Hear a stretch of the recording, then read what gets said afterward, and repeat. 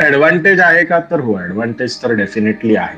म्हणजे जर तुम्हाला ह्याच हॉटेलमध्ये त्याच ह्याच्यामध्ये सगळं राहायला मिळतंय, हम्म, डिस्टन्स तुम्हाला कुठे ट्रॅव्हल नाही करायला लागत आहे, बेसिकली तुम्ही एक घर बसवल्यासारखं तिथे घर बसवलंय. हम्म, पण who is to blame for that? म्हणजे बेसिकली इंडियन टीमची चुकी आहे का कोणाची चुकी आहे? म्हणजे जर तू ओव्हरऑल पॉलिटिकल सिनारिओ सोडून द्या, तर पॉलिटिक्स सिनारिओ मध्ये आपल्याला पडायचं नाही. पण जर भारतीय सरकारने त्यांना परवानगी नाही दिली की तुम्ही नाही जाऊ शकत, हम्म, तर क्रिकेट टीम मध्ये काहीही कोणी काही असलं तरी ते ट्रॅव्हल नव्हते करू शकत पाकिस्तान.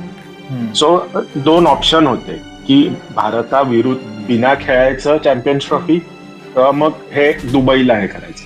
तर आत्ताच्या कमर्शियल वर्ल्डमध्ये बिना भारताचं खेळणं शक्य नाही, कारण आयसीसीला बेसिकली रेव्हेन्यू जनरेट कुठून होतो? मुळात एकच कंट्रीतून होतो, आयसीसीचा प्रॉफिटेबल रेव्हेन्यू.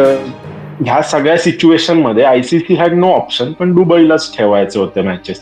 मग असं करू शकले असते का? हा, दुबई, अबुधाबी आणि युएई अशा 3 स्टेडियम्स मध्ये मॅचेस ठेवायच्या इंडियाच्या. हम्म, हा, तर ते नक्की करू शकले असते, पण ते करायला कोणी विरोध केला होता? आयसीसीला.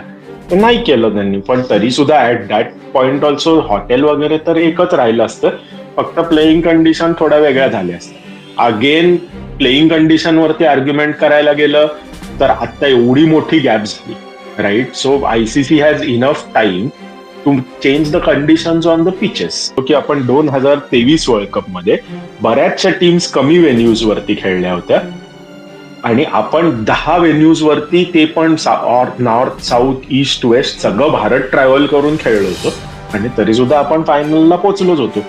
आणि सगळं आपण अहमदाबादला गेम खेळलो, पण तरी पण आपण अहमदाबादला गेम फायनल हारलो. सो ह्या सगळ्या गोष्टींना जर तर ऍडव्हान्टेज आहे, हे आहे, ते आहे, म्हणून हे आत्ताच दिंडोरे पिटून असं नाहीये की नाही आहे ऍडव्हान्टेज. आहे हम्म. ऍडव्हान्टेज, मी मान्य करतो, पण त्याच्या आजूबाजूच्या पण भरपूर गोष्टी आहेत.